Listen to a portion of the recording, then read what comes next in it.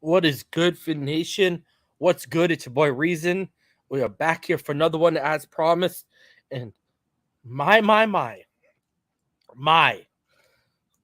another domino has officially fallen. 1 second, guys. Another domino has officially fallen in the head coaching realm of the NFL, and it has a definite trickle down effect with the Miami Dolphins. That being Brian Daboll has been announced as the new head coach of the New York Giants. And for all of those of you who were doubting me about the potential possibility of Ken Dorsey heading with them, the New York Giants are currently working on Ken Dorsey becoming the new offensive coordinator. And it sounds like Wink Martindale is not going to follow him. And it sounds like Patrick Graham is actually going to stay the defensive coordinator in New York as it looks right now. Listen, we got a lot to talk about, a lot to unpack here. Um, it's going to be, and I see people are already starting to spin the narrative. And shout out to Green Rat 100 for becoming a new member. I see people trying to tie this towards Tua. They're trying to make this about Tua. When, guys, there's a lot more to this than Tua Tagovailoa, all right? Again, shout out to Green Rat for becoming a YouTube member. I believe he joined the Pro Bowl level. I appreciate that. Okay, listen. First of all, how much did Daboll really want Miami, and how much did Miami really want Daboll? I mean, what did I tell you guys yesterday? What was my whole Harbaugh theory based upon? Okay, I, like many other, and I'm not calling myself reputable, but I'm saying I, like many other reputable people, had been telling y'all since this started that Daboll, I heard, was their top candidate when it came to this coaching search, and multiple people heard that. I heard it went Daboll, Quinn, McDaniel. I've been consistent about that. And yet yesterday, when Quinn dropped out of the race officially, I said to you all, how much sense does this make that the Giants are expediting their process because Mara wanted Flores? Okay, I told y'all, Mara wanted Flores, but really liked Daboll. Schoen wanted Daboll, but really liked Flores, right? And they came to an agreement on Daboll. He gave him his guy, obviously, because of the jet. Like, people don't realize, like, the connection that these guys. First of all, Daboll was with Tua for 1 year. He was with Schoen in Buffalo for far longer. And here's another thing. Here's the reality. Here is the reality. I want y'all to sit and listen to this one right now. Dude, this isn't Alabama. Daboll's current offense, Daniel Jones fits that prototype more for his NFL offense. He doesn't have a good running game, and his offense is Josh Allen. Right? Prototypical sized quarterback with mobility. That's what Daniel Jones is. Now, I think Daniel Jones is good. If I was him, this is what I'd be doing. If I walked in and I said to Schoen, the move for Daboll is to go get Malik Willis because he's more Josh Allen than Daniel Jones is. Get Malik Willis at 5 and then turn around at 7, go get Ike Mekwonu and kick him into left guard and put him next to Andrew Thomas, and you solidify the left side of your offensive line. People got to realize this. It's bigger than this. Isn't about the quarter. This isn't just about the quarterbacks here.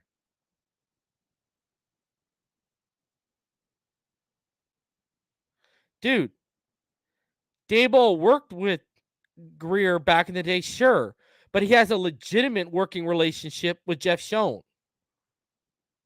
And here's the other thing too. Here's the fact what people really need to start putting into their mind. Guys, we didn't offer him the job or a contract. The New York Giants did.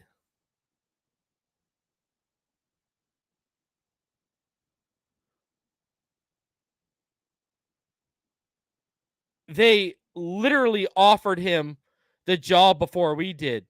And guys, there's only 32 head coaching positions in the NFL. There was only 7 open as of this morning?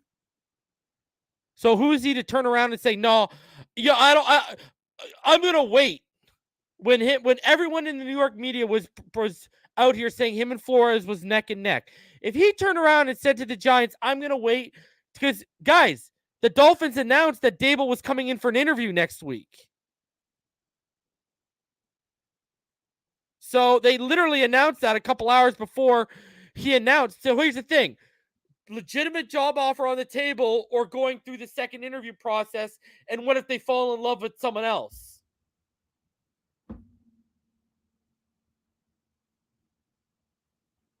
Like, that's literally what happened. Scotty says, reason you called the New York contract earlier, but it took them a few extra days. Any info on the delay? Because they wanted to finish the second round of interviews. Like, look at, people don't realize, what did they do today? They finished all their second interviews today. They interviewed Leslie Frazier today. He was the last on their list. He was they literally finished up with Frazier, and then they moved.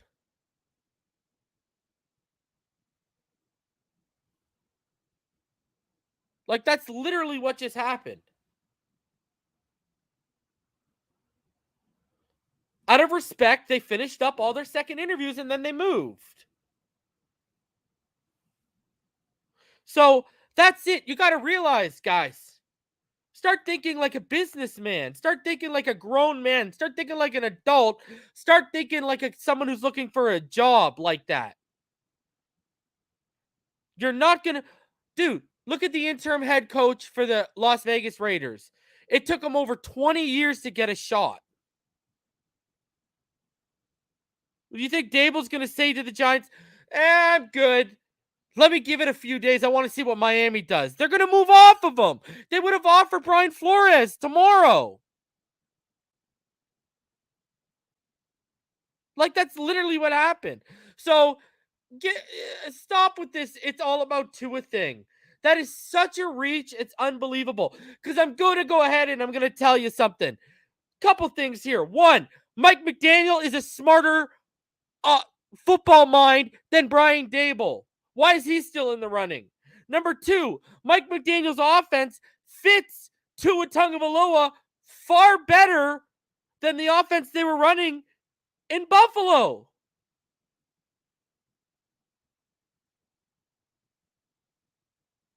Like, what did I tell you? 6 days ago, if you were our Patreon, what did I tell you? I posted 6 days ago on my Patreon. And yeah, I'm going to put up my Patreon link because I keep telling y'all what the deal is.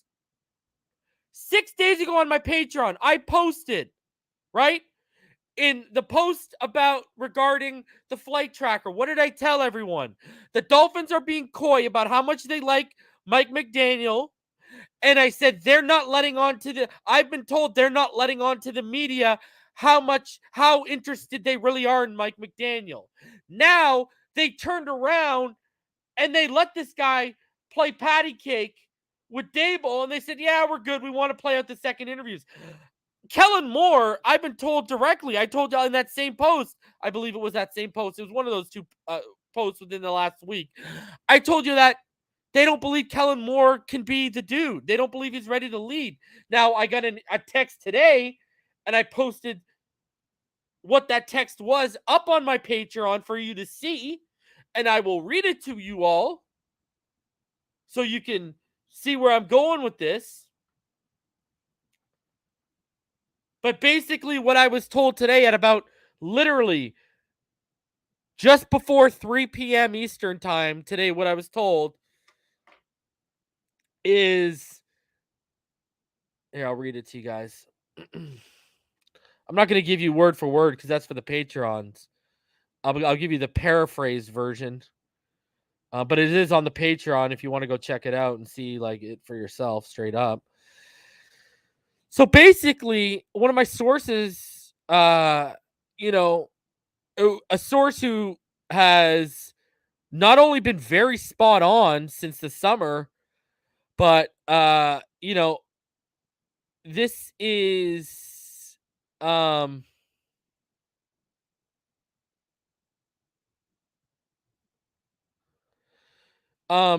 this is the same person who was telling me about, they like Mike,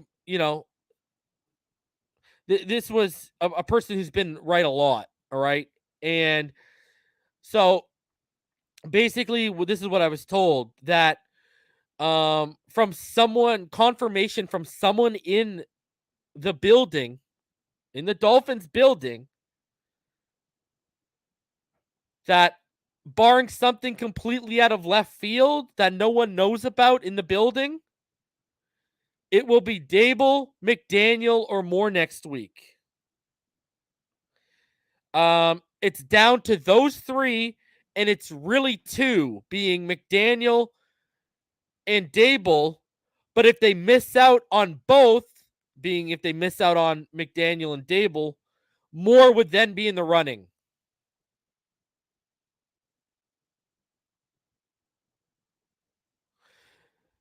DM, I actually have been telling people that Daboll, I've heard bad things regarding his attitude.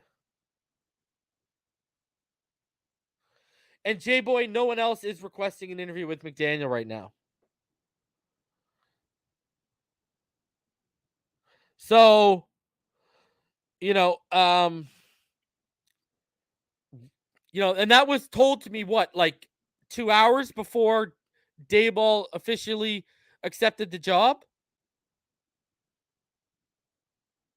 So by this person who's been very spot on, just by the process of elimination, that tells you Mike McDaniel, from my understanding, is the current front runner to take the job. Guys, I still haven't heard Thomas Brown coming out here. Listen, I just told you that Kellen Moore is ahead of Thomas Brown. They haven't even announced that Thomas Brown has his second interview, and they have to. I've been told that these three guys are the finalists. They were the finalists. Now, they might announce somebody because Daboll's out of the running, but before Daboll was announced as the head coach, Daboll, McDaniel, and Moore was what I was told were the finalists.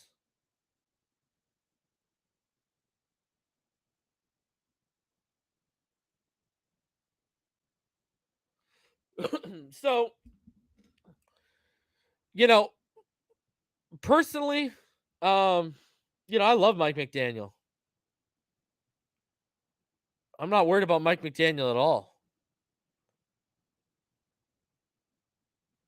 How do all the people that sat there and they were worried about Sean McVay when he was given his first opportunity look?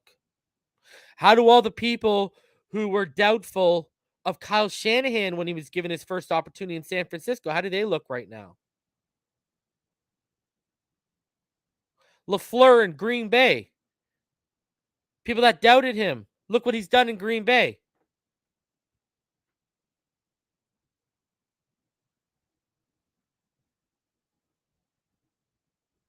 See, that's the caveat with hiring a first-time head coach. You don't know what you got till you hire them for the first time. Now, people want to have post-Gase and post-Flores syndrome. That's on you. I'm going to tell you right now, Mike McDaniel, he's a smarter mind than Adam Gase. Adam Gase is not on Mike McDaniel's football IQ level. Adam Gase was never the teacher that Mike McDaniel is right now. Brian Flores. Other than the cover zero, I was wrong. What was so genius about him? And clearly he wasn't a good teacher. And he didn't put good teachers into place. See, here's the thing. When you got a guy as smart as Mike McDaniel is, you think he's going to hire a bunch of idiots?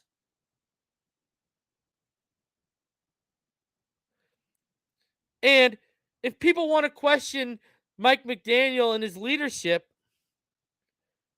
you tell me another coordinator that you know in the NFL that had a player who was top 3 at his position, a la George Kittle, that wanted an addendum in their new contract that this guy can't leave while I'm still on this team.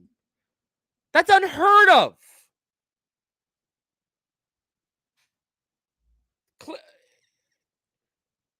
If you weren't a leader of men, why would someone want that?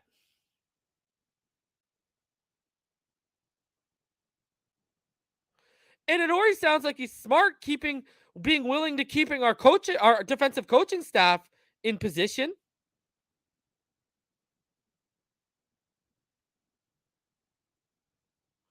And to say Mike McDaniel is another Adam Gase is the most ignorant thing in the world and tells me you haven't done research on either one of them. You just know the Adam Gase you saw on the sideline and you don't know anything about Mike McDaniel.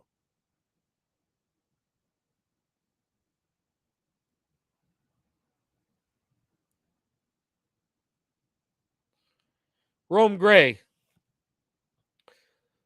4 head coaches in that coaching tree in the past 4 years have made conference championship or Super Bowls, and we're questioning McDaniel's ability when Shanahan has had him as his right-hand man his whole career. Bro, I don't get it.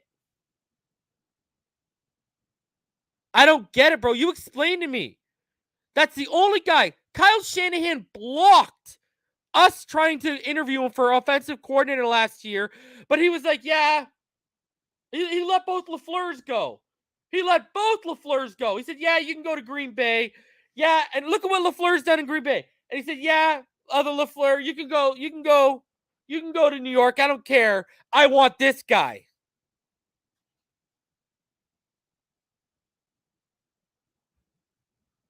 You like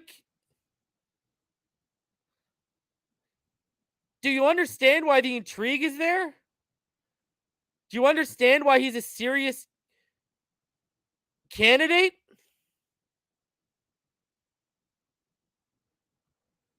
McDaniel's 38 and he's been in the league for 16 years since he's 22.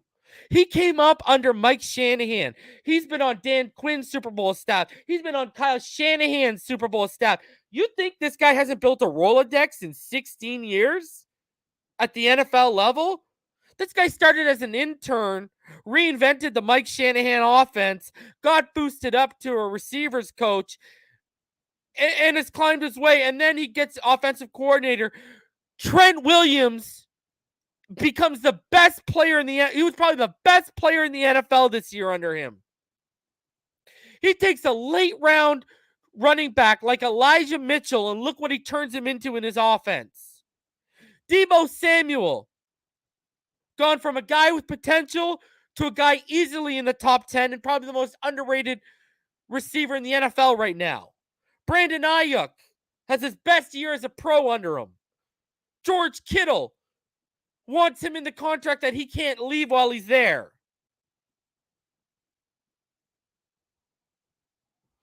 And here's another thing.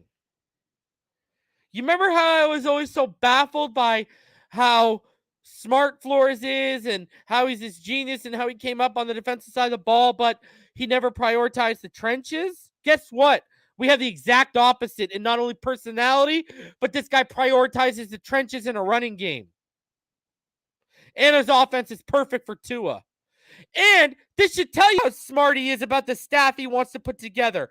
This guy is saying, I come from San Francisco where we run predominantly a wide 9 zone defense. You have built your personnel and your staff for a 3-4 hybrid defense. Keep them in place unless I can find someone that can work with them better.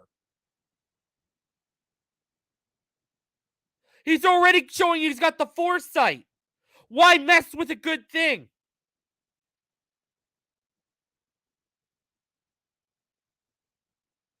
Flores never showed us that foresight. Because he wouldn't have messed with Caldwell and shit on Caldwell's lawn. And Caldwell would have stuck around instead of bumping his chest out like he's an alpha.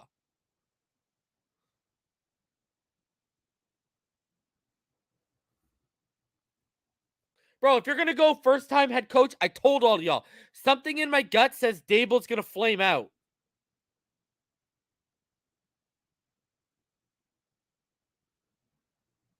McDaniel,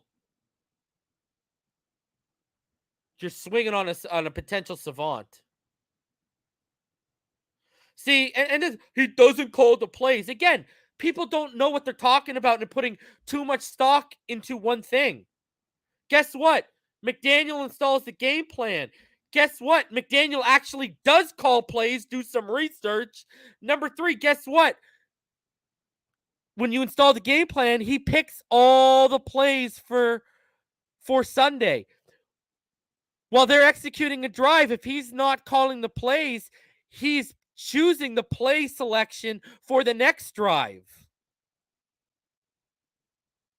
Shanahan has never let anyone under him since he's been at San Francisco have that much responsibility with the offense. LaFleur didn't have that much responsibility.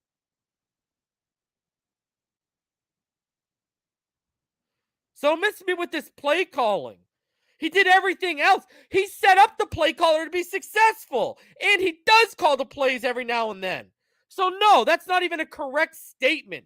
Do your research. Stop seeing something on Twitter and taking it at face value when it's from someone that is just spewing nonsense. That's not true at all.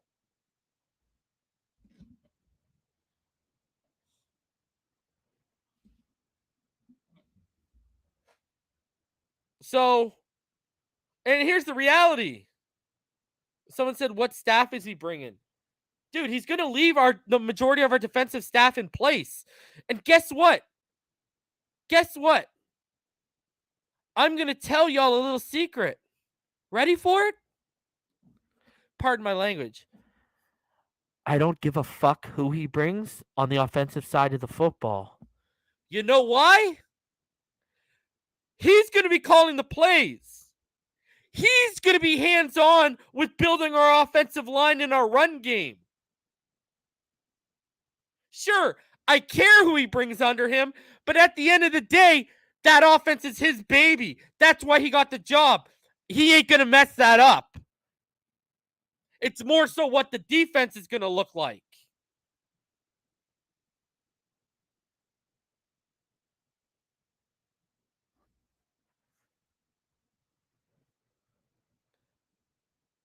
Listen,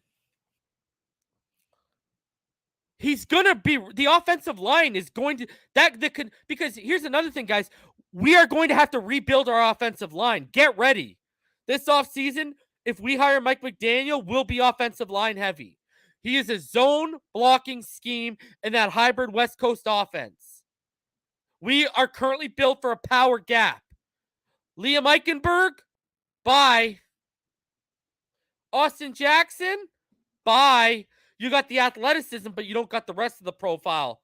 Bye. Jesse Davis, bye. Dieter can fit in that guard. He's got the profile. He's athletic enough and he can move. So can Robert Hunt. But I'm going to tell you right now, he's going to come in and that line is getting rebuilt because it does not fit the current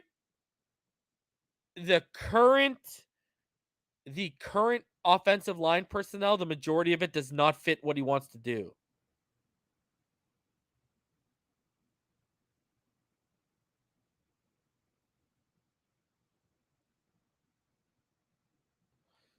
So that's the reality of the situation right now.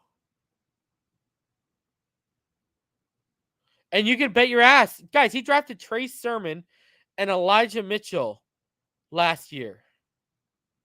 You think he ain't going to come in and take care of our run game? And I'm going to tell you, if he's the guy, there are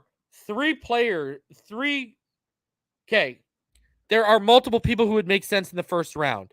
Tyler Linderbaum out of Iowa State, if you're going to a zone blocking scheme, perfect fit at center. Okay, perfect fit at center.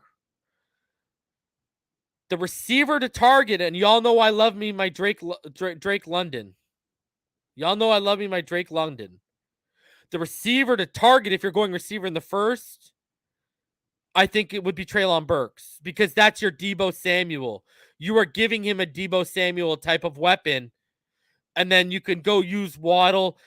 People say in like an Ayuk role, but I think Waddle's more dynamic than Brandon Ayuk.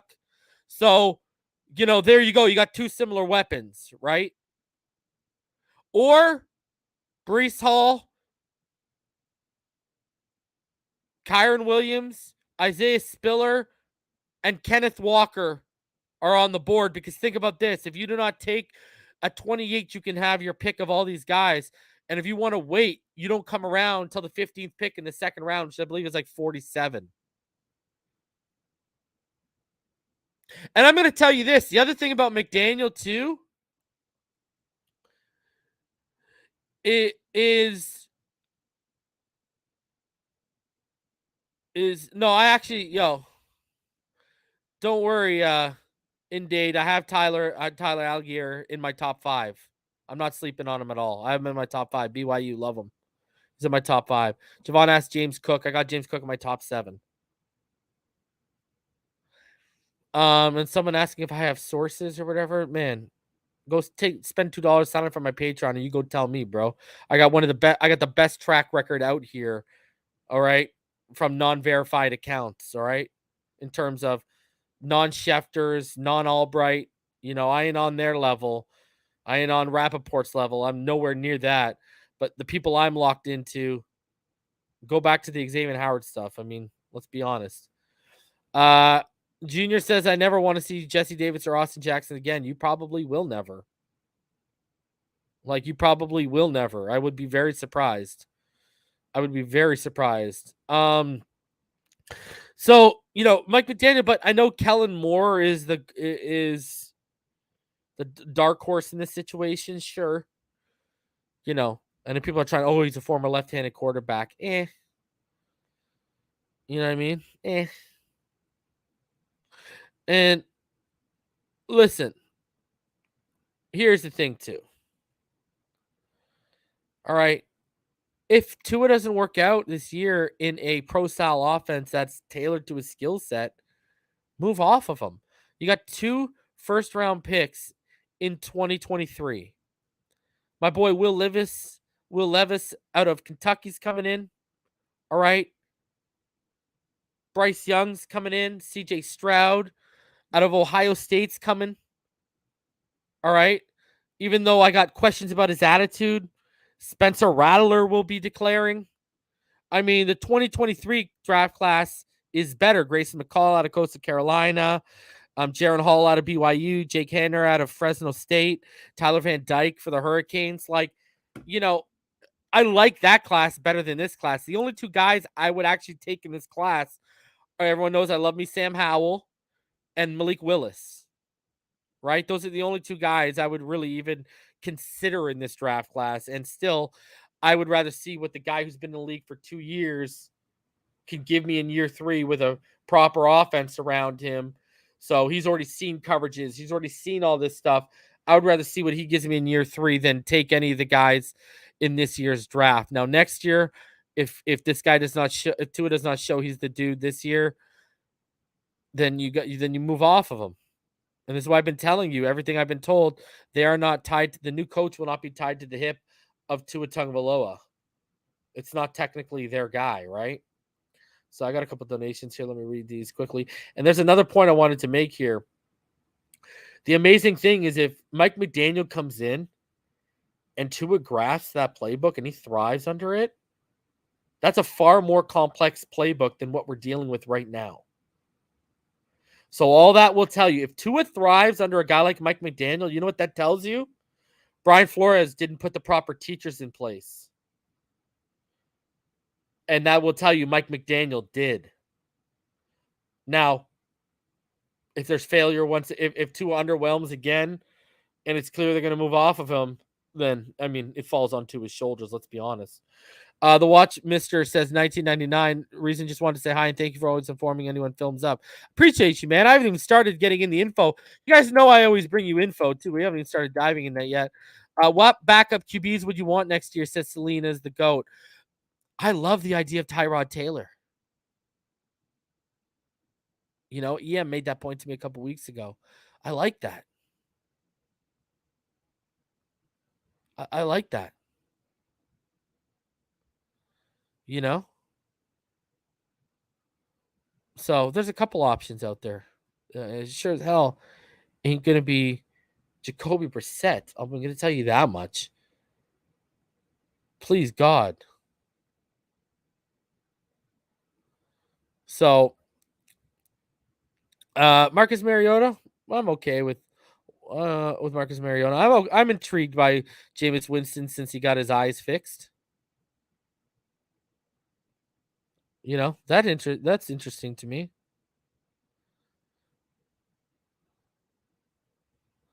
So, you know, personally, ladies and gentlemen, it's just I don't know. It's going to be interesting to see how things play out. So, Gardner Minshew, I wouldn't be okay. And someone asked, they not stinking with Brissett? I would not think they are. I would take Teddy B as a backup. I'm totally fine with that. James Gibson, listen, I'm going to put this out there. If you bring in one of these guys and they beat Tua Tagovailoa out, there is no quarterback controversy. He's answered the question on whether we should move off of him. Tua in year 3 should not be beat out by guys who are turned into NFL backups. Selena is a GOAT. Would I draft a fullback next year? If Mike McDaniel is the head coach, I'm all about getting a fullback. 110%. But guys, if Tua gets beat out, Tua gets beat out. You got to understand, what did I say? What did I say? I told each and every one of you guys, listen. Yeah, Bridgewater's in a bad backup. I'd take Bridgie. I'd take Reed Sinnett too. Bring him back. Sinnett to win it. Listen, I told y'all from the rip.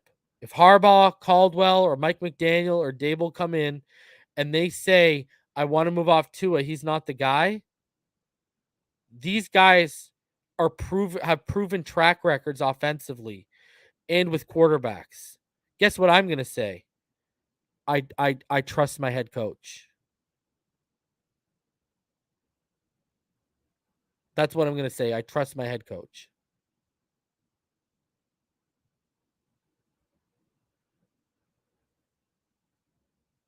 So, you know, I'm not down with the whole narrative. But guys, 639 of you in the room, smash that like button. Subscribe if you're new. If you'd like to donate, paypal.me/Findside. You become a Findside the NFL Patreon, patreon.com/Findside the NFL. You can also become a member of the channel by hitting that join button down below. There's multiple levels to the Patreon. In the channel, becoming a channel member. Patreon, you get that insider access. I think I'm going to start making YouTube channel members mods just like Patreons as well. So yeah, let's hop into everything here. Let's start breaking everything down. As you guys know, I always like to go in somewhat of a chronological order, but I'm going to throw that off today for you guys. Let's get into we're going to get into the Brian Daboll hiring. So here we go. Let's start off with this. Ian Rapoport. This is him on the NFL Network. The Bills offensive coordinator, Brian Daboll, is expected to be the new Giants head coach. Sources say the New York Giants are now working to hire Daboll as their new coach, pairing him with his old friend, Joe Schoen, who is, of course, the new general manager of the New York Giants. Both of these guys came from Buffalo. Both of them were integral in the building of this Bills offense. Of course, the development of Josh Allen and some things that they hope to take with them to help the development of Daniel Jones. So much of what the Giants wanted to do is they restarted their organization, kickstarted so many different things to help finally push in the right direction, was to have alignment with the general manager and the head coach. No doubt they do this. And for Brian Daboll, finally, years of toiling as an NFL assistant, being one of the most accomplished coordinators in the NFL, he now finds himself as expected to be the head coach of the New York Giants. So there you go. It's made official when Rapoport goes up and talks about it. We all knew that was a possibility heading into this weekend. The Dolphins were sitting on their hands and, doing whatever. So at the end of the day, again, the Dolphins never offered him a contract. The Dolphins never offered him the job. The Giants did. The Giants finished their second round of interviews while that boy Stephen Ross and that boy Chris Greer, they were dead set on going through with their second round of interviews. So at the end of the day, either they got an ace up their sleeve like Jim Harbaugh, or they're interested in Mike McDaniel than most people gave them credit for. That's just the facts. And the reason why I say that is I'm going to show you this stuff while we get in here. It's kind of crazy because you look at what Bobby Thompson said today, and Bobby Thompson, he actually covers the Bucs. He doesn't even cover the Giants. And look what he tweeted out today. He tweeted out exactly what I've been telling all of you, which doesn't make sense. Well, no, it makes sense as to why, but it doesn't make sense in the sense of if he was really how badly they wanted him, why didn't they move? And he said, the Dolphins are risking losing a chance to hire Brian Daboll as head coach so they can interview Mike McDaniel per source. They are very high on him. So right then and there, someone who's like a source for a Bucs guy is telling him they're high on Mike McDaniel. They were fine with risking losing the chance. And they lost. Daboll is off the market.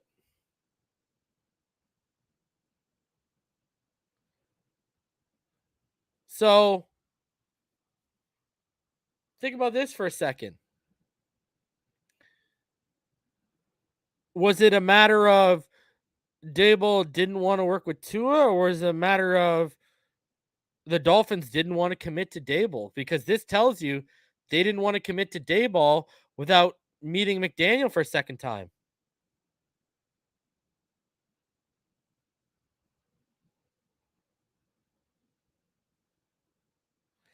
And again, Ernesto, what was I telling all of you? People in the comments were saying there's no way it happens. I was telling you from the rip, Dorsey was coming with him. And there you go.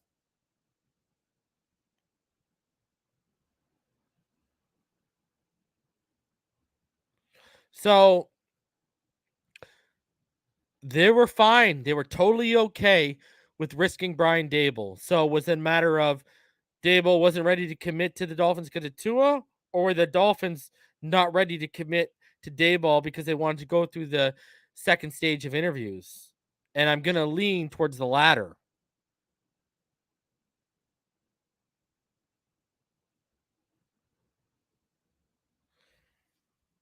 Rome Gray says I had to give props to you. Reason I had to see it to believe it, and Dorsey is going. I told everyone from the rip that Dorsey was going to be the guy going with him.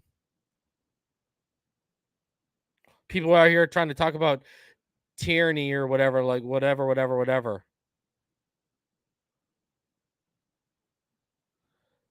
And I told y'all it was going to be, and K-Jax, Dorsey, I believe that weakens the Bills more than Daboll.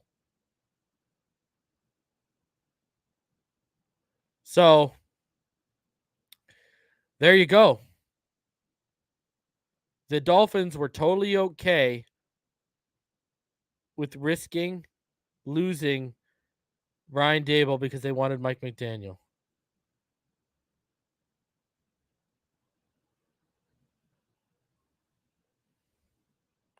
People keep talking about the coaching staff. The coaching staff, stop worrying.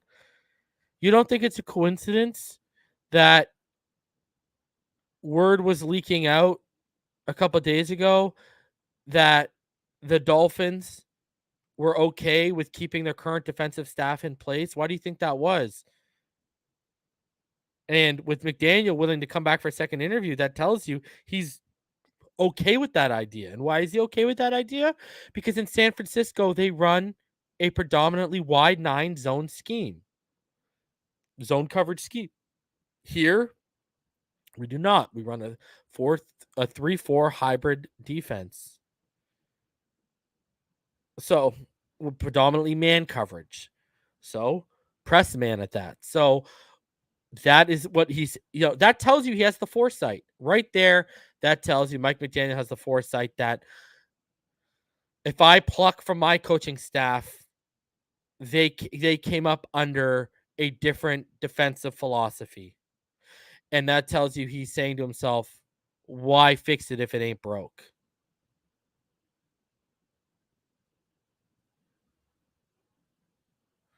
So, love it. Love it. They are high on him. And again, the Patreon that I posted was about an hour before this tweet, when I was told that it was coming down to Daboll and McDaniel. And if they miss out on both, then Kellen Moore comes into play. And then an hour later, this comes out.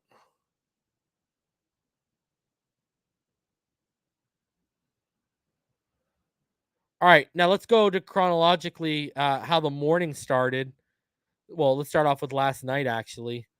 So this is what happened last night. Marcel Louis-Jacques, last night he posted this, and he said, I am told the Dolphins do want an offensive-minded head coach. This will rule out Leslie Frazier and Vance Joseph.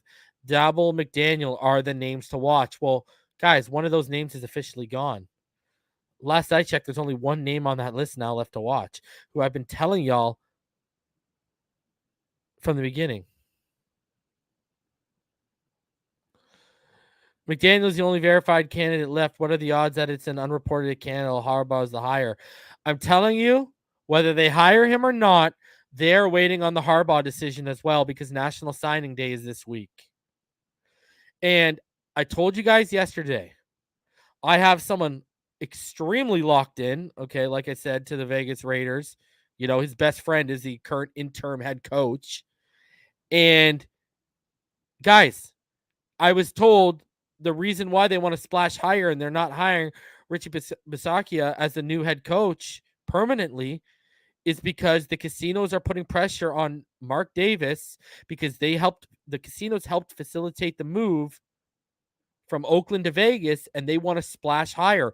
Why do you think all of a sudden Josh McDaniels, who's turned down multiple interview requests this year, accepted the interview request to the Raiders? Because that's a splash higher for them. So we have heard, I know for a fact Harbaugh has walked away, has avoided signing a new Michigan contract 3 times, yet he's not in play for the Raiders as strong as he was, to the point they're courting Josh McDaniels, and yet he's not re-signing with Michigan. They're waiting.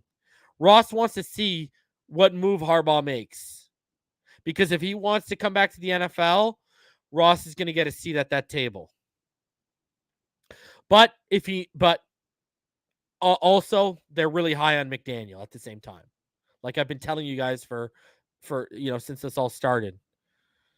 Right? And then this morning it was made official, ladies and gentlemen, as well.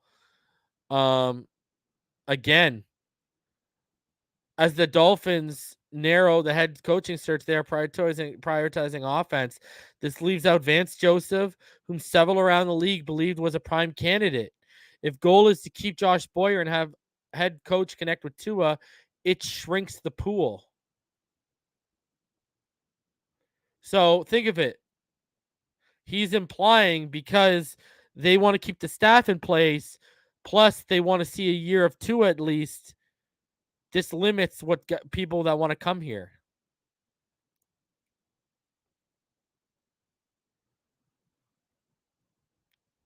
So, and I'm going to tell you this right now. Daboll, he accepted their interview request for next week, as did Kellen before he hired the job, because he was offered the job after he accepted it, right? He got offered the job a couple hours after he accepted a second interview. The Giants pounced. If he accepted the job, the second interview, if McDaniel accepted the second interview and Kellen Moore accepted the second interview, that tells you they're okay with having Tua and they're okay with the current staff being in place, or they wouldn't have accepted the second interview because this would have been discussed the first time around. They would not have discussed this scenario in the first interview. And for people accepting a second interview, that tells you they were okay with this scenario. So that also deads the whole Daboll doesn't want to come here with Tua, okay? Because Daboll accepted the second interview request a couple hours before he was offered the Giants job. And he wouldn't have accepted the second interview request, A, if the Giants job was already on the table, and B, without knowing that keeping Boyer, who he worked with at the Patriots, and keeping Tua was part of it.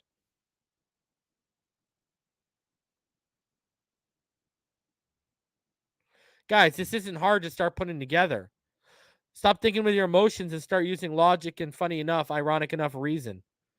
And you'll start putting the pieces together.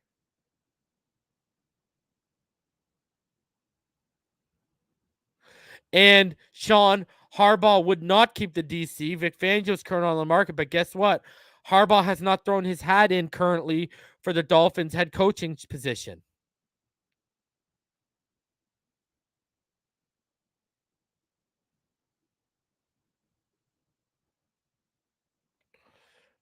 All right. So, in terms of Kellen Moore, though,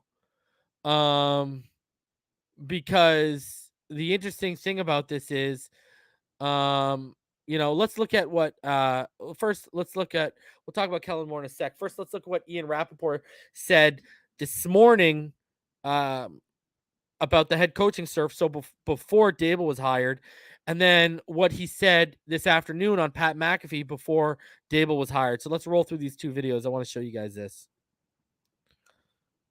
So this was his take on Good Morning Football, if you guys did not see it. Let's get to Matt Eberflus a little bit as someone who really impressed in the initial interview with members of the Chicago Bears brass. He was one of the finalists along with Jim Caldwell, along with Dan Quinn, who subsequently pulled out of the search. But the resume for Eberflus was, yes, his interview was good. He was dynamic. He's a leader. His players love him. Look at the field. Look at the product on the field. Look at the way his defense plays. And, for the Chicago Bears, a lot of our talk is about the offense and Justin Fields and what's going to be the plan. And maybe Kevin Patullo for the Eagles will come in and be the OC. But just look at the tenacity with which his defense plays. That is what they would like to bring to Chicago now with a new head coach in Matt Eberflus. Meanwhile, the Miami Dolphins have, in fact, narrowed their search to try to replace former coach Brian Flores. I'm told three candidates who are expected to get second interviews. One is Bills offensive coordinator Brian Daboll, who is still very much in play with the New York Giants. Another is Mike McDaniel, the San Francisco 49ers offensive coordinator. A curiosity, they had a little bit of a shorter interview with him. They want to hear more. And then Kellen Moore, the OC from the Cowboys, still in play for the Dolphins. Those interviews expected to happen next week. Okay, so first of all, did you notice how he didn't name Thomas Brown, a name that's been out there? They're going on offensive route, and they're giving Rapoport the names to put out there for y'all, but Thomas Brown isn't being included. Now, that might change now that Daboll is out of the running and they have a void for the third spot in the second interview. Thomas Brown may slide in there, but before Daboll was hired as the Giants head coach, they were putting it out there because, remember, Rapoport is fed the information from them directly, and then he's like a marketing and a PR tool. He puts it out there. So the 3 finalists they came down to were those guys, right? So Thomas Brown was included, Leslie Frazier was included, and Vance Joseph was included. And the thing why Rapoport would have known and would have reported those 3 names to all of us if they were expected to get second interviews before the Daboll hiring was because the Dolphins would have had to request the second interviews because those guys are currently under other teams.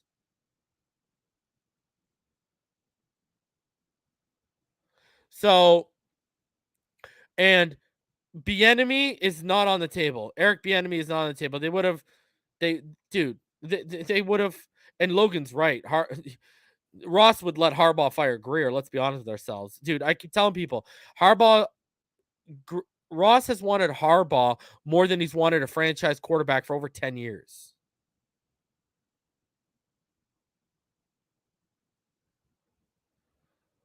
So that's what it looks like.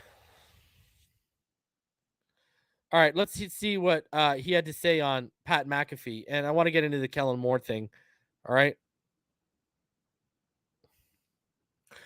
So this is what he had to say, because remember, on Pat McAfee's show, there are certain guys that are Dolphin fans. So this is what he had to say. And again, what about Miami at the Dolphins? What's going on there with their coaching search? So that is next weekend. That's really going to pick up. So they have 3 finalists now. It is Brian Daboll, again 3, who may or may not get the Giants job over the next couple days. He is, I would say, a very strong candidate in New York, along with Brian Flores. So if he doesn't get that job, then strong candidate with the Dolphins. I think there'd be a lot to like. He's been close with Stephen Ross in the past. He obviously coached Tua. A lot of mutual stuff there. Kellen Moore, also a candidate, a finalist. Oh, he's the same Miami Dolphins. as Tua. Whoa. Yeah. What do I want to do with me? Well, that's what I would want to do with me. Yeah, exactly. And then the last one is Mike McDaniel with the San Francisco 49ers, the sort of internet sensation, who's hilarious and very young, but very, very smart. Those are the 3 finalists, and all on the offensive side of the ball. So they got a good defensive staff, potentially could keep them. And I think next week that happens. The Giants is still a desirable job for everybody. They said that Daboll, Flores, and everybody are finalists. They're making that decision soon, we'd assume. And is that like if Daboll gets offered Miami and the Giants, he's automatically going to the Giants, is everybody's thought? Or will there be a time where Daboll maybe goes, thank you for the offer, I would like to hear others, like in Shark Tank? Is that something that could happen in this coaching cycle, or is it normally as soon as you get offered, you take it? Not necessarily, because it could get pretty real. I would say within maybe from now until Saturday afternoon, because the Dolphins plan on interviewing 3 finalists next week. Let's say the Giants offer Daboll tomorrow morning, right? Does he then call the Dolphins and go, hey, look, I know you want to interview me and a bunch of other people, but if you don't hire me, I'm going to take this shot. He has a very good agent, Bob Lamont. Those agents know how to do leverage. Yeah. It's going to get really interesting to see if the Giants' decision on their head coach ends up speeding up what the Dolphins want to do. Sounds like Bob Vermont is definitely a guy that you text every once in a while. So we'll be, keen on watching at Rap Sheet's Twitter account to see where. Expedite the process. Did they? No. They said, let him go. We're good. Guys, Jay Hag says, bro, Peterson and Caldwell, they're out, guys. Your only hope is Harbaugh legitimately has a taste for the NFL. And after National Signing Day on Wednesday this week, he turns and calls Stephen Ross and he says, I want to come in and interview.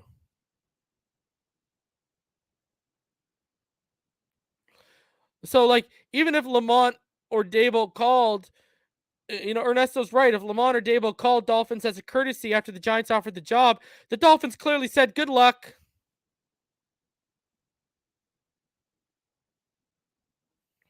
They said, yeah, go ahead. Go do what you got to do. They didn't move up their process. They didn't do anything.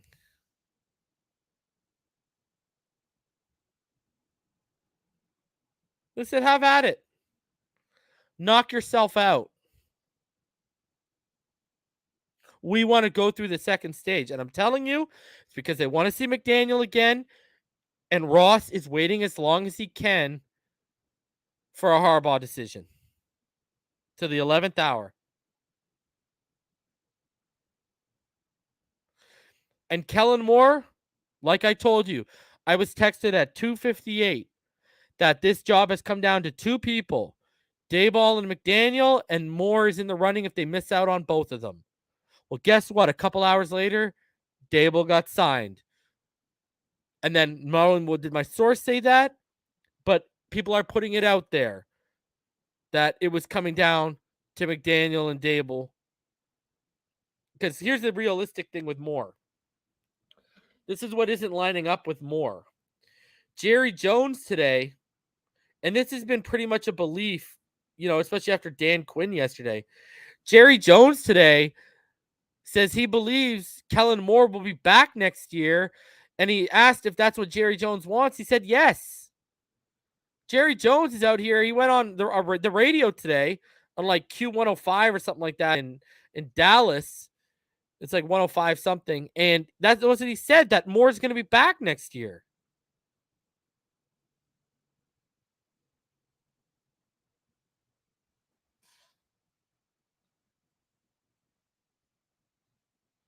And no crypto. If he did not, if he preferred the Dolphins over the Giants, he would not put the Giants on hold because the Giants would have turned around and offered Brian Flores the job. They wouldn't have waited till Monday, Tuesday for him to conduct his second interview and potentially get signed by another team, especially with Brian Flores now getting a head coaching interview over in New Orleans, and he's a candidate in Houston. No, that's bad business. He would not have put these guys on hold. Now, he would have called them and say, listen, they're offering me the job, da-da-da-da-da. Here's your chance to make a move. And guess what? Clearly the Dolphins would have said, see ya. Bye.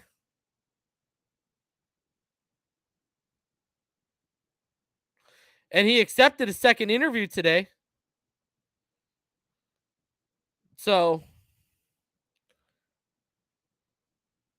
I'm just saying.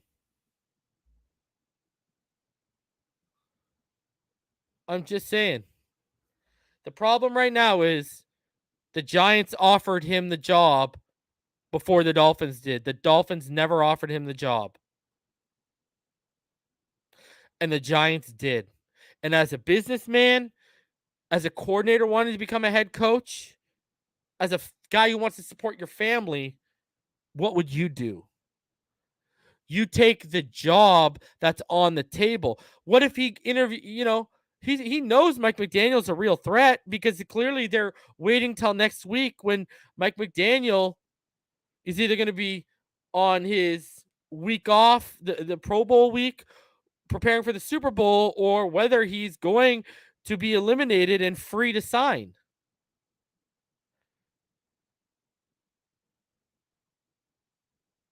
They did not expedite the second stage of interviews. And that tells you, sure, they liked Daboll. He was at the top of their list. But that tells you what I told y'all on Patreon. When I was hearing that they're not letting on to the media how much they really like McDaniel and they're truly interested in this kid. And now you look at this. I'm just saying. All right. And then this is what Barry Jackson actually had to say about the situation. We love it. Barry's awesome at what he does. This is what he said this morning. He said so, and this is where even he was going, because he tweeted out 2 days ago that Daboll had some supporters in there, but he said, so likely Daboll unless Mike McDaniel leaves Ross as excited as Gase once won, or Daboll takes Giants' job first, which was what happened. Jerry Jones told Dallas media that Kellen Moore, one of the Dolphins' 3 second interviews next week, is expected to stay with the Cowboys. Right? And then here we go. Here is what the New York media, Jordan Rannon, is saying.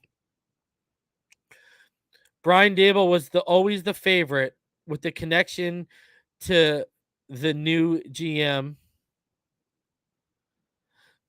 Joe Shane, sorry.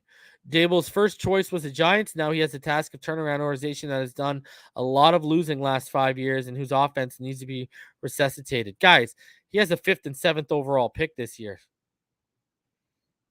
And Daniel Jones fit what he was doing in Buffalo more than Tua does. Made sense when you break it down, right? And then this is what Cameron Wolf had to say about the whole Daboll thing today. Cameron Wolf said that it's McDaniel, not McDaniels, guys. Giants' decision to pick Brian Daboll and Daboll's decision to pick Giants has a trickle effect on Dolphins. I'm told at least one important Dolphins person wanted Daboll as head coach. Mike McDaniel is now key name to watch. McDaniel and Kellen Moore have second interviews expected next week. So there you go. Mike McDaniel is now a serious player in the head coaching search. I would put him as the front runner right now.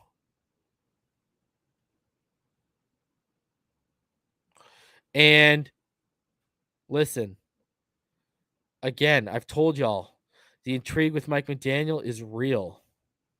I know for a fact Greer wanted him as the OC last year and Shanahan blocked it. So he should have already been here internally and they could have promoted him from within.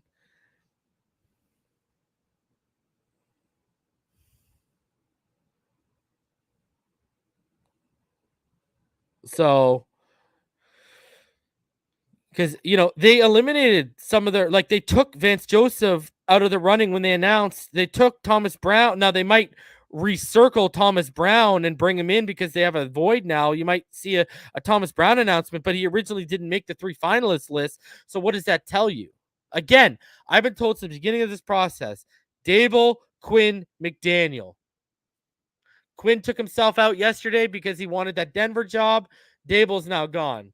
So Mike McDaniel is the man left standing right now. And this actually might be the best thing to happen because I think Daboll would have flamed out. Now, I think Dan Quinn could have put together a staff. But Mike McDaniel, you guys know how long I was talking about him last year. I wanted him or Pep as our OC. When his name popped back up this time around, when Flores got fired, your boy was all over it. The McDaniel train started here and it continues. Choo choo. Let's go, baby. Let's go. Let's go, baby. Love it. And then, in case any of y'all were wondering about Brian Flores, well, he's just throwing salt in the wound because this guy's making concessions he wouldn't make over here. And this guy, source says, part of Brian Flores' pitch to the Giants is being more open to which offensive coaches the organization wants to hire. This is a stark contrast to his time with Chris Greer and the Dolphins,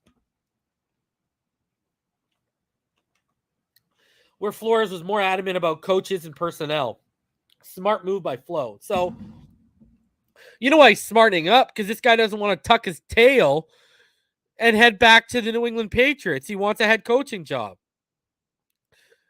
This guy, and then what's funny is I said that to someone earlier today, and then I saw someone on Twitter, someone report that if he doesn't get a coaching gig, he's going to go back to the Patriots. That's why he's making all these concessions.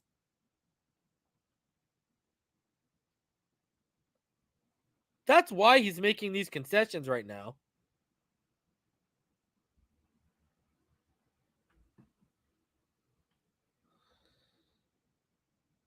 Right? Like, that's clearly what's going on.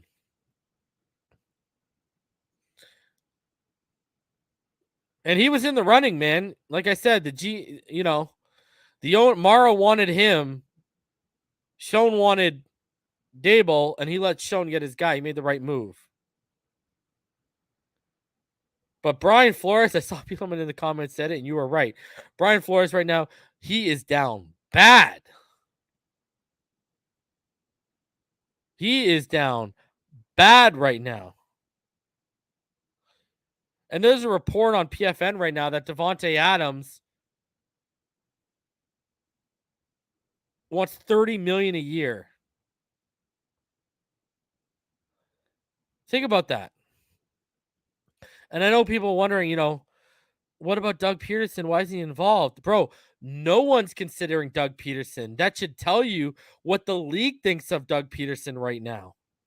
Whether right or wrong, no one wants Doug Peterson right now.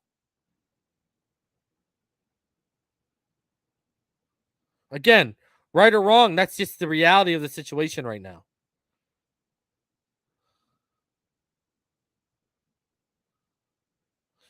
And here's the thing, I keep telling y'all, the Belichick tree has produced losers and failures.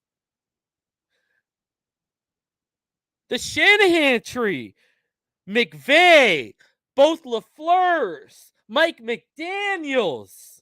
The Shanahan tree is producing winners.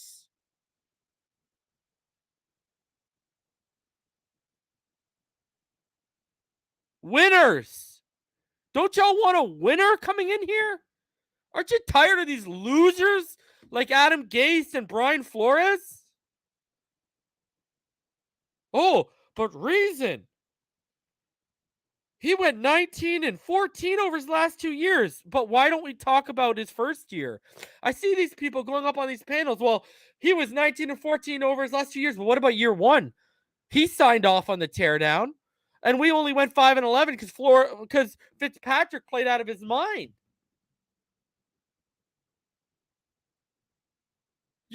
An Adam Gase-like record with no playoff appearance. And we all know Gase was a loser and a failure.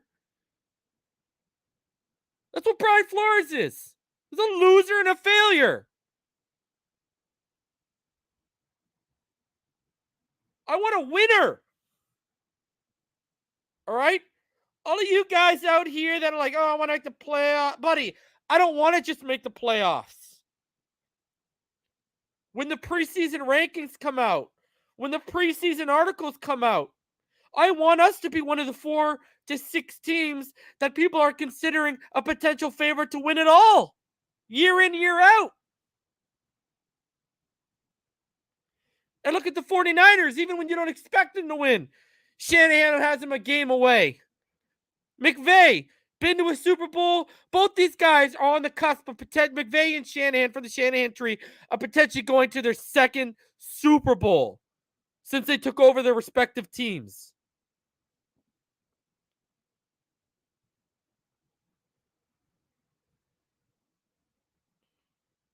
And Noah, I'm tired of this. Can McDaniel be a leader of men? If he wasn't a leader of men, do you really think George Kittle would have wanted an addendum in his contract that he signed recently? He didn't get it because they weren't allowed to do it.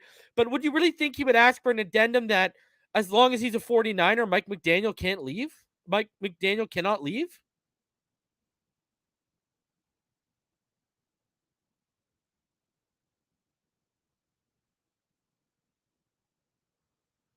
See, you guys are... Listen, I tell you guys all the time, man. I'm a massive Dolphins fan, but I'm also a massive Penguins fan. And as a massive Penguins fan, I know what a winner looks like. I know what a winning franchise looks like. We are losers right now. We are a losing franchise. That's the reality of the situation. And people are so caught up in mediocrity that they think Brian Flores' last 2 seasons were a success. He didn't even make the playoffs. People were in my comments in the offseason before this season even took over saying he's the best coach we've had since Don Shula. Well, I'm going to tell you what I said to all of them. Brian Flores can't tie Tony Sperano's shoelaces. Hell, he couldn't. If we wanted an asshole that won, we should have just stuck with Dave Wanstead. At least we were winning 11 games with the guy. At least we were winning 11 games with Dave Wanstead. He didn't want to listen to anyone. He was a dick to everyone. But at least he was winning and getting us to the playoffs. It's ridiculous, man. This is what happens when we come from a society that want participation awards. Well, guess what? I've said it before. I'll say it again. Coming up, I played rep hockey. I played rep baseball. All right. I was a nobody backup quarterback at a Canadian college who never played. All right. But at least I was good enough to get there, I guess, even though I didn't really play. But, I was good enough in high school to get there. And I played rep ball before that, And guess what? I always had the personal philosophy. If y'all remember, if you're old enough, you remember the brand. What? I want to say, when late 90s, it was called No Fear. It was called No Fear. All right. Some of y'all may remember what No Fear was. It was a big brand. So I had a cat, and it had a motto inside that hat. And I got it in grade 5, and I lived by that motto. Second place is the first loser. All right. So all these people out here that want these participation awards and, first round playoff appearance and then an exit, man, that's still successful. No, man. If second place is the first loser, I don't know. What happens when you finish 8th best? What happens when you're the first team knocked out on wild card weekend? Well, you're the 10th best loser? That's winning? No. Winning and a winning culture is always being in the conversation for the AFC Championship. For always being in the conversation of this team can go to the Super Bowl the way it's constructed. That's when you've built a consistent winning franchise. Now, you may not do it every year because I still think the Stanley Cup is the hardest trophy to win in sports, but the Super Bowl is right there. Okay, because you're one and done. You're not going to win every year. But when you're constantly winning your division, when you're constantly winning on divisional weekend, going to the AFC, that's when you're a winner. That's when you start building a winner.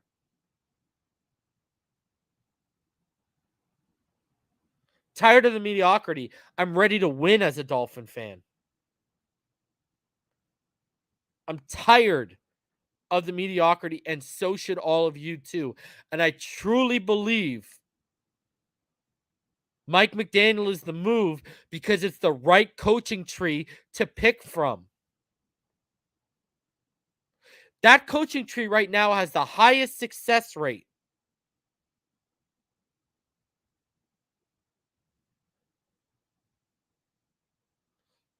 Rome Gray, drop the facts in the comments so I can put them up again about the coaching tree and the championship and Super Bowl appearances. Go drop those facts right now in the comments so I can put them up here right now. Because you made the point earlier. I'm not stealing your point. I want your point up there. Drop that again in the comments so I can put that up there. But you want to talk about success? You want to talk about a tree where fruit that comes off the tree can manage to sustain success? That's the Shanahan tree. That's not the Belichick tree. Because guess what? What did Brian Flores turn out to be? Matt Patricia with a better record. Holla at your boy. I told y'all during the losing streak. I told y'all in the offseason because he hadn't proven anything yet. And some of y'all wanted to come for me. I said Brian Flores is an over-glorified defensive coordinator right now. Tell me I'm wrong. Prove me wrong. Show me I'm wrong. You can't. The evidence doesn't exist.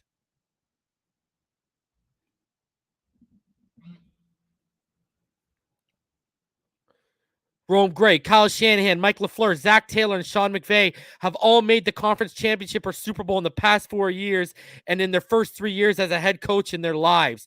Thank you very much, Rome Gray. Mike McDaniel is the move. And guess what? Mike McDaniel's smarter than Daboll. Mike McDaniel's smarter than Brian Flores ever was. And Mike McDaniel's smarter than Adam Gase ever was. And if you compare him to Adam Gase, you're lazy, you're ignorant, and you don't know what you're talking about. Do the legitimate research into Mike McDaniel. Go find the football minds and how they talk about him. Mike McDaniel is the real deal. And guess what?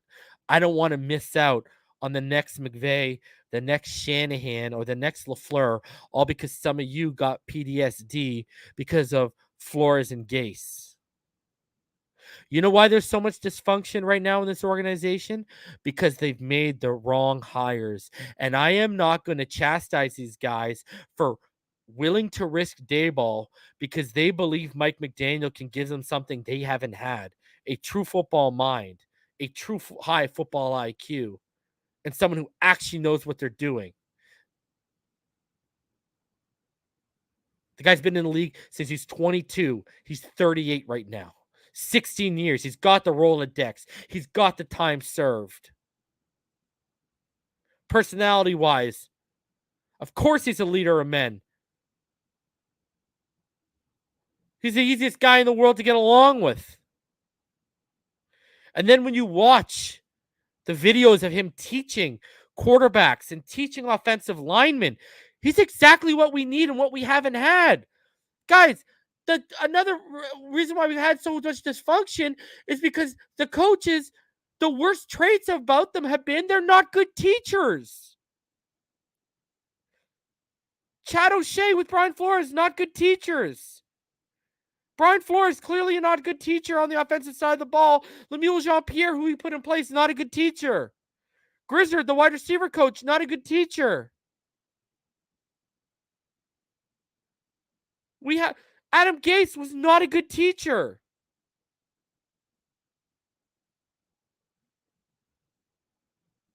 You're putting a legitimate teacher with a likable personality and a goddamn savant-like football IQ in the position. And this is what I keep going back to. This is a guy who Trent Williams was the best player in football under him this year. This is a guy who, when you listen to him, he prioritizes the running game and the offensive line. Whether Tua's the guy or not, I need that for my quarterback. Doesn't matter who my quarterback is. I need that offensive line and that run game fixed. I need it corrected. Deebo Samuel went from a guy from potential to he's a legit most underrated guy in the league right now at that wide receiver position, and he's flirting with top 10. Brandon Ayuk, best year of his career. George Kittle wants it in his contract that this guy can't leave. He's a guy you want in the room.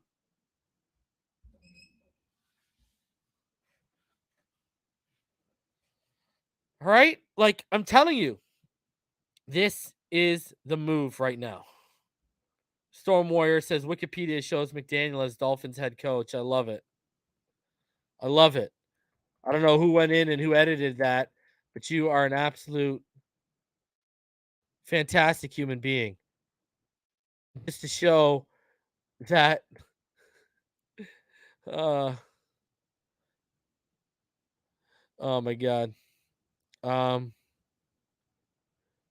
It's he is an absolute beast, man. And I'm down for this. I'm sorry. I'm down for it. I think they've changed it, but like it hasn't changed on the landing page because if you click on the Wikipedia, it actually says the Washington football team now. But if you were to Google Mike McDaniel and you see the Wikipedia thing right here, right? It says Michael Lee McDaniel is the head coach for the Miami Dolphins of the National Football League.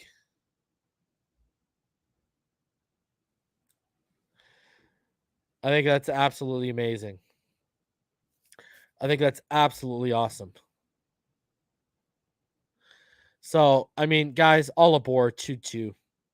I'm sorry, all aboard the Mike McDaniel train. I'm riding this. If I'm wrong, I'm wrong.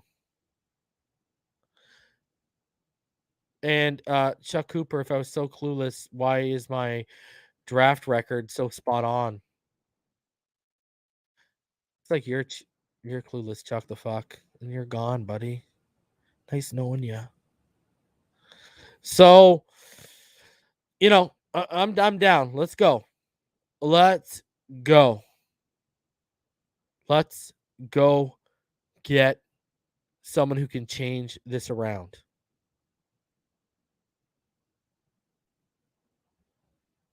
So, Mike McDaniel, I believe he is the front runner. All right.